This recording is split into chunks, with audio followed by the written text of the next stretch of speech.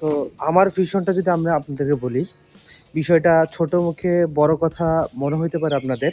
ভবিষ্যতে বাংলাদেশ ফিটনেস ইন্ডাস্ট্রিতে আমি রোল মডেল হব। মানে সামনের যে জেনারেশন বা ইউথ আসতেছে, তারা আমার ভিডিও দেখে জিমে যাওয়ার জন্য ইন্সপায়ার হবে, হেলদি লাইফস্টাইল লিড করার জন্য ইন্সপায়ার হবে, হেলদি খাবার খাওয়ার জন্য ইন্সপায়ার হবে। সেটা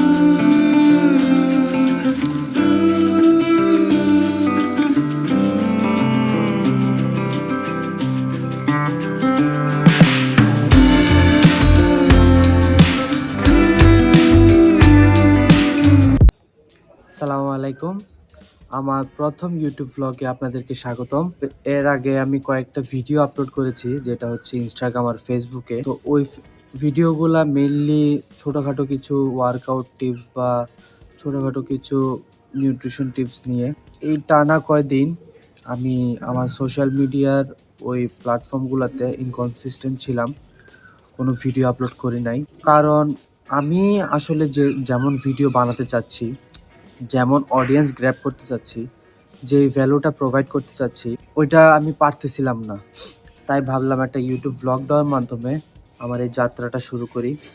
বিভিন্ন ট্রেন্ড ফলো করে যে রিলসগুলো আপলোড দিলে বা ক্যামেরার সামনে বসে কোনো কিছু টিপস দিলে জিনিসগুলো আমার থেকে ফেক মনে হয়। তার চেয়ে ভালো আমার মনে হয় যে জিনিসগুলো আমি সরাসরি করে আপনাদেরকে দেখাই, তাহলে ওই লাইফ এক্সপিরিয়েন্স থেকে আপনারা কিছু জিনিস শিখতে পারবেন, বা সরাসরি আপনি যখন আমাকে করতে দেখবেন তখন জিনিসটা আপনাদের দেখে ইন্সপায়ার হতে বা ওই জিনিসগুলো ইমপ্লিমেন্ট করতে আরও সহজে সাহায্য করবে।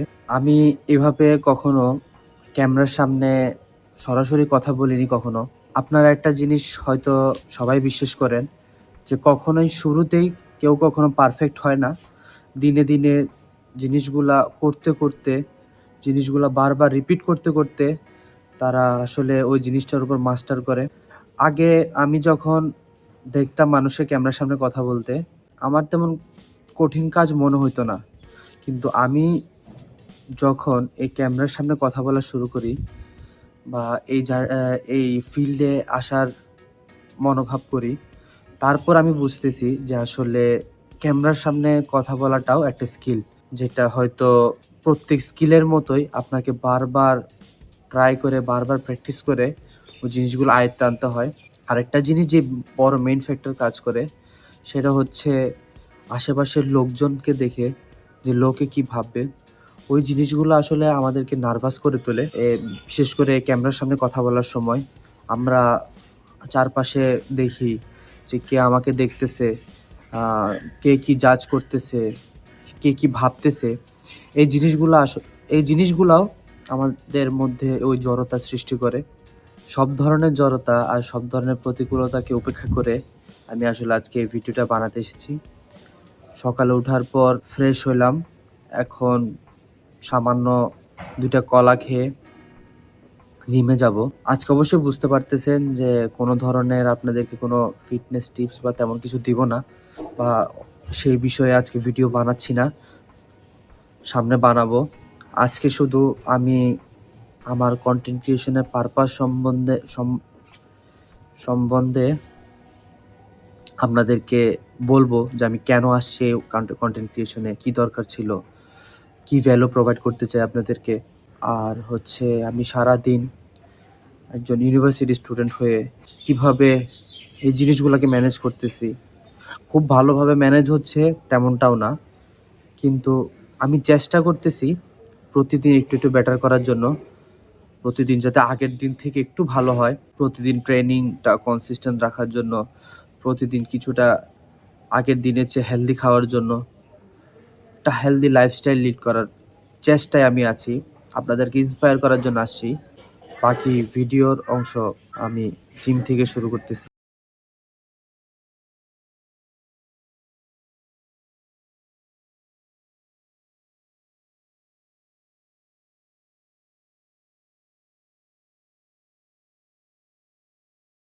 এখন আমি যাচ্ছি জিমের দিকে। তো জিমে যাইতে যাইতে কিছু কথা বলি।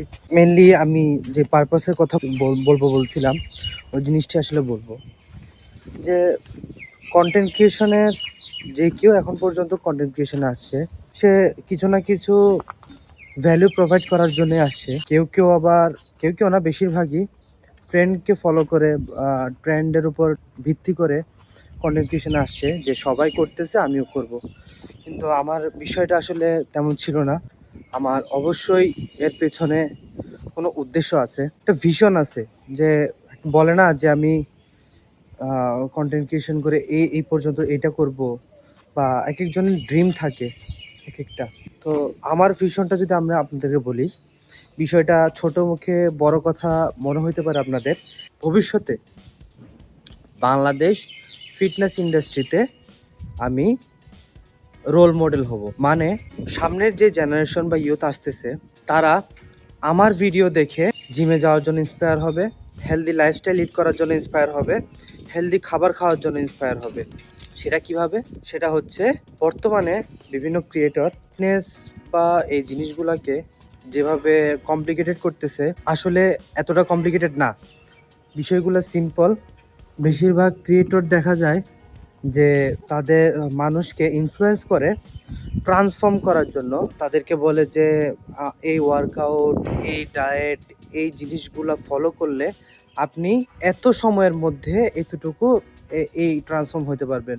আপনি যদি চিকন হন, বলবে যে এই কয়েকদিন এটা খেলে বা এতদিন এটা করলে। তারা একটা ডেট ফিক্স করে দেয়, তারা একটা সময়সীমা ফিক্স করে দেয় যে এর মধ্যে যদি আপনি এটা করতে পারেন তাহলে আপনার এরকম পরিবর্তন আসবে। বা আপনি যদি মোটা হন, আপনি আস্তে আস্তে ফিট হবেন, বা আপনি যদি খুব চিকন হন তাহলে আপনি একটু মোটা হয়ে আপনাকে দেখতে সুন্দর দেখা যাবে। কিন্তু আমি আসছি এই জিনিসটাকে উল্টায় দিতে। আমি বলবো যে আপনি এই হেলদি লাইফস্টাইলটা প্রতিদিন কিছুক্ষণ ওয়ার্কআউট, জিমে গিয়ে না পারেন হোম ওয়ার্কআউট আমি সাজেস্ট করি না। কেন করি না আমি পরে বলবো। ডেইলি কিছু মুভমেন্ট, যেমন হালকা রানিং বলতে পারেন, হালকা হাঁটা বলতে পারেন, ওয়াকিং বলতে পারেন, বা খেলাধুলা, যে দিনের কিছু সময় যদি আপনি অ্যাফোর্ড করতে পারেন। সময়ের কথা আমি বলবো না, কারণ সময় বের করা খুবই সহজ। দিনে 45 থেকে 1 ঘন্টা বের করা তেমন কোনো ব্যাপার না। কিন্তু এই কিছু সময় আপনারা চেষ্টা করবেন যাতে জিমে গিয়ে নিজেকে সময় দেওয়ার জন্য। পরিবর্তন বিষয়টা পরে আসবে যখন আপনি ডেলি কনসিস্টেন্ট একটা জিনিস ফলো করবেন।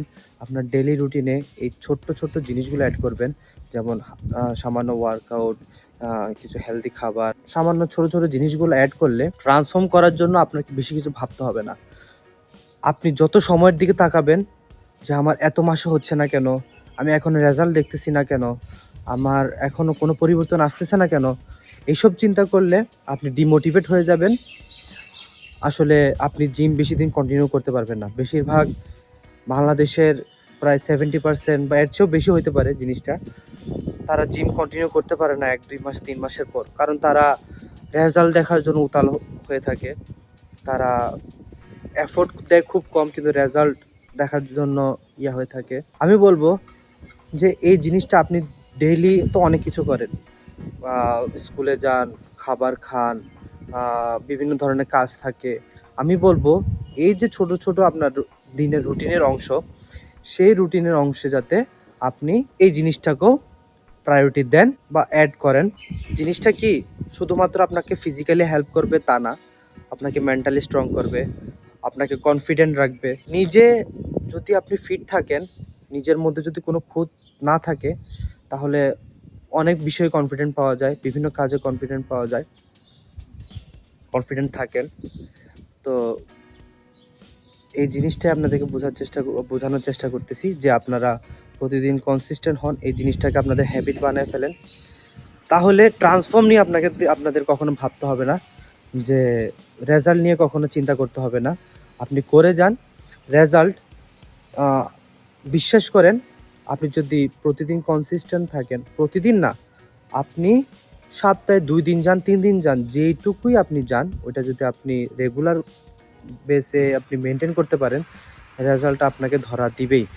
কিন্তু আপনি টাইমের দিকে যদি তাকায় থাকেন যে এত সময়ের মধ্যে কেন হচ্ছে না, এখনও কেন দেখতেছি না, তাহলে আসলে জিনিসটা আপনাদেরকে হতাশ করবে, আপনাদেরকে ডিমোটিভেট করবে। এখন তাহলে আমরা আমাদের জিমের যে ওয়ার্কআউট সেশন সেটা শুরু করব হচ্ছে স্পিড মেশিনে স্কোয়াট দিয়ে।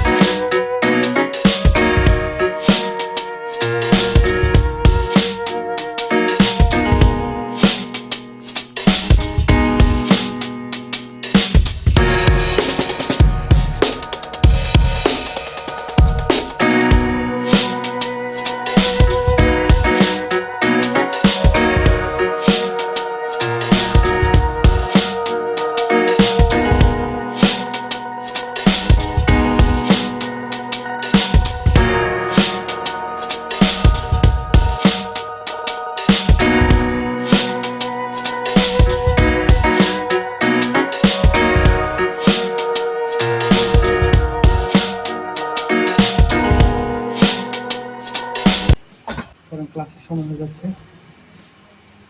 হলে গিয়ে ব্রেকফাস্ট করে তারপরে ক্লাসের উদ্দেশ্যে রওনা দিব। এটা হচ্ছে আমার দিনের প্রথম ব্রেকফাস্ট মিল, যেখানে হচ্ছে 250 ml দুধ, 2টা কলা, আর 50 গ্রামের মতো ওটস, আর হচ্ছে 1 চামচ মধু। এই 4টা জিনিস নিয়ে আমি হচ্ছে এই ওট মিলটা রেডি করি। এটাই হচ্ছে আমার সকালের একদম প্রথম খাবার থাকে। যদি আমি ওয়ার্কআউটের আগের সময় বা ওয়ার্কআউটের আগেও খেয়ে যাই, বা দেখা যায় যে যদি ওয়ার্কআউট দেরি হয়ে যায়, তো আগেই আমি 2টা কলা খেয়ে ওয়ার্কআউট করে এসে তারপরে বানিয়ে খাই। সাথে 4টা ডিম সিদ্ধ খাবো, সেটা এখনও সিদ্ধ হচ্ছে। প্রথমে এই ওট মিলটা খেয়ে নিব। ডিম সিদ্ধ হয়ে গেছে, এখানে 4টা সম্পূর্ণ ডিম আছে। ডিমটা খেয়েই ক্লাসের দিকে রওনা দিব। ক্লাসের এরপর 2টা ক্লাস আছে, 2টা ক্লাসের পর লাঞ্চ ব্রেক দিবে, তখন বাকিটা কন্টিনিউ করব। ক্লাস শেষ করে গণরুমে আসলাম আবার। এখন দুপুরে খাবার খাইতে যাব। দুপুরের খাবার খুব সিম্পল থাকবে। একটা হোটেলে যাব, হোটেলে গিয়ে ভাত, মাছ বা মাংস টাইপের কিছু, আর হচ্ছে কিছু সবজি, এই দিয়েই দুপুরের খাবার শেষ করব। এই হচ্ছে দুপুরের খাবার, লাউ সবজি, ঢেঁড়স ভাজি, ভাত, আর হচ্ছে মুরগি। এ হচ্ছে আমার রাতের খাবার। এখানে আছে 2টা রুটি, 4টা ডিমের সাদা অংশ এবং একটুখানি সবজি। এটাই হচ্ছে আমার রাতের মিল। এই মিলের মাধ্যমে আমার আজকের দিন শেষ করব। আজকের জন্য এটুকুই। দেখা হবে পরবর্তী কোনো ব্লগে বা ভিডিওতে। সেই পর্যন্ত ভালো থাকবেন, সুস্থ থাকবেন। আল্লাহ হাফেজ।